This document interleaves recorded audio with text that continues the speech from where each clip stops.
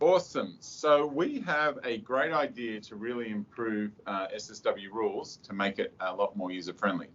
Obviously, the change to Markdown is awesome, and moving it to GitHub is great, except we don't want people that just want to make a change to have to understand all about pull requests. So this Netlify CMS is this NPM package you integrate into your solution, and it works really nicely. And let me show you how it works.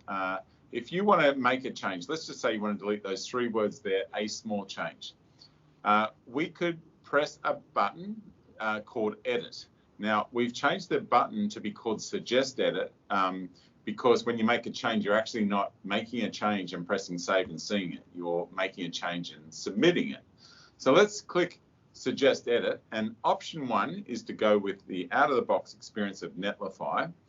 And when you make a change, you will see some UI happen. Now, before we make a change, I just want you to observe a first-time user is going to see a label in the top left-hand corner that says Changes Saved.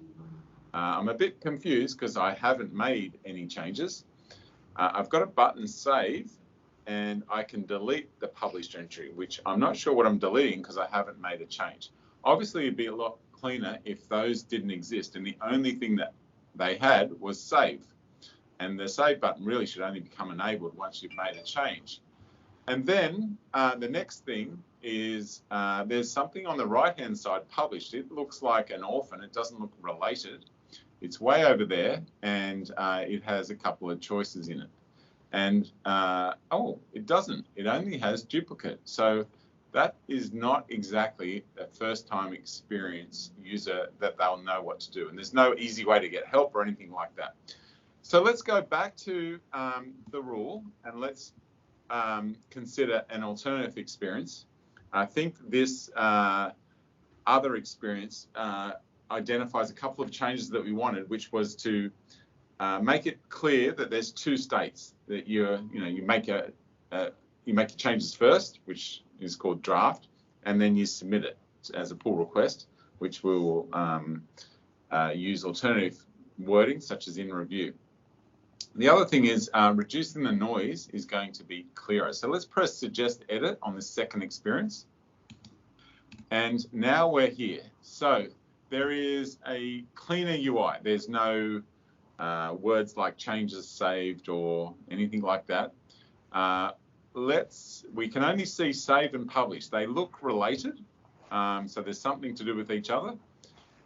Let's delete those 3 words, a small change there. So let's rip those first 3 words out, done.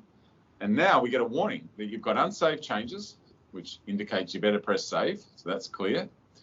And then there's a published. Okay, so let's have a look at that. Let's click that and see what happens. And we've got duplicate. Okay, so let's press save and see what happens there. We press save and up pops this delete unpublished changes. It probably would be clearer if that just said delete changes because we don't know what unpublished means yet as our first time user. I've got the current status of draft or something else. Now there's a little I, so that tells me if I don't understand what's going on the page, we could click the little I and have a look what's there, and it kind of explains draft or in review, the two states. That could also have a link there off to the documentation of Netlify, so you could learn a little bit more. And I think you could also get some stats on how many times people are clicking that to see how much confusion there is on this. So the only other thing I could really say is the word's current status could be a label by itself without being inside the button. Let's click in the button of draft, and you'll see there's 2 types, draft and in review. Now it's not common to have a label in a combo box like that, but I think those changes would make it fairly clear. The only other thing is, do people understand in review is publishing it to someone else to get feedback? But I think that's pretty clear. What are your thoughts, Piers? Piers? Yeah, I think the process will be much clearer this way because people will know that submitting it to InReview means that it's going to be reviewed by somebody else. It's not published onto the live website, which is, I guess, a little bit confusing. And what do you think, Brady? Yeah, I agree. The little I with some more information, it explains what both of the states are and how they differ. Okay, awesome. That's fantastic. Thanks, guys. Thank you.